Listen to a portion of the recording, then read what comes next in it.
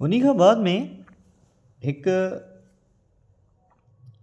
असां चऊं त हिकु पोइट आयो जंहिंजो नालो हुयो जेफ्रे चौसर। उन्ही खां बाद में हिकु शाइर आयो जंहिंजो नालो जोफ्रे चौसर। हाणे हीउ जेको इंग्लिश पोइट हुयो, हिन इंग्लिश पोइट हिन छा कयो त इंग्लिश पोइट छा कयो, अंग्रेज़ी शाइरी जो वजूदु रखियो सवली सिंधी में, या इंग्लिश शाइरी चई। हाणे हिन इंग्लिश शाइरी जेका चई, तंहिंजे करे हिन खे फादर ऑफ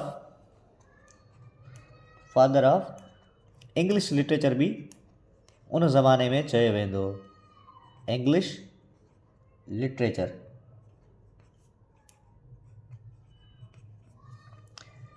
हाणे जेका जोफ्रे चौसर जेका शाइरी जेको आहे तुम पेश कई, उहा अॼुकल्ह जो जेको इंसानु आहे, हिन दौर में जेको इंसानु इंग्लिश ॼाणे थो, इंग्लिश पढ़े थो, उहो हुनजी शाइरी खे आसानी सां सम्झी सघंदो। हीअ जेकी शाइरी हुई उहा ओल्ड इंग्लिश खां बिल्कुलु आसान नमूने सां हुई, जेका अॼुकल्ह असां पढ़ी सघूं था। उन खां अलावा असां चऊं था 14th सेंचुरी में, 14th सेंचुरी 14वीं सदी में। हाणे 14वीं सदी में छा हुयो, रेनेसांस आया,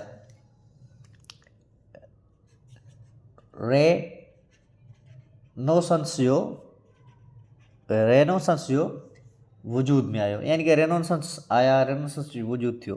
हाणे रेनेसांस खे असां छा चवंदा आहियूं था,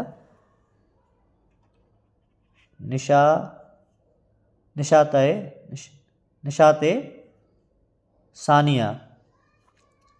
हाणे निशाते सानिया छा आहे, बेसिकली ही छा हुयो, ही जेके असां निशाते सानिया आयो रेनेसांस हुयो, इहो छा हुयो, जेके रिलीजियस हुआ, जेके उन वक़्त में मज़हब हुआ, उन वक़्त में जेके मज़हब हुआ, उन्हनि मज़हब जी इंसाननि छा कयो, बग़ावत कई। यानी कि बग़ावत कहिड़े हिसाब सां कई, छो जो अक़ीदत जेका हूंदी आहे न, अक़ीदत में, उन अक़ीदत में सवाल न कया वेंदा आहिनि, यानी कि जेका शइ चइबी आहे उहा मञी वेंदी आहे। पोइ छा कयो, माण्हुनि में हिकिड़ी शइ पैदा थी, जेके असां चवंदा आहियूं था सवाल ऐं जवाब थिया। सवाल ऐं जवाब, यानी कि जेका बि शइ, जेको बि उन वक़्त में जेके मज़हब हुआ, जेका शइ चवंदा हुआ, उन्हनि जे बारे में जेके असांजा माण्हू हुआ, उन्हनि छा कयो, उन जे बारे में सवाल पुछणु शुरू थी विया।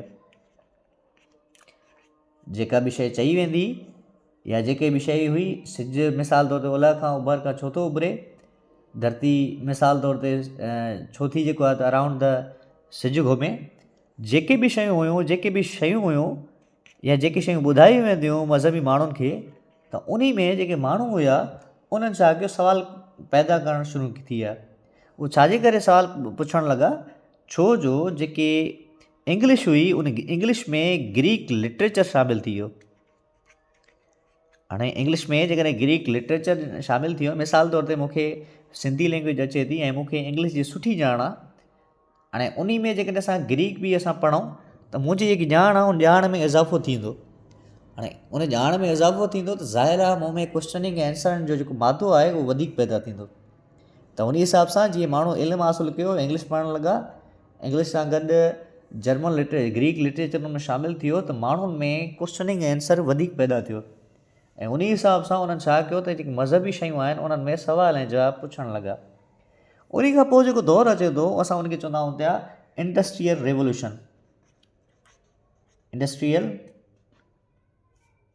रेवोल्यूशन।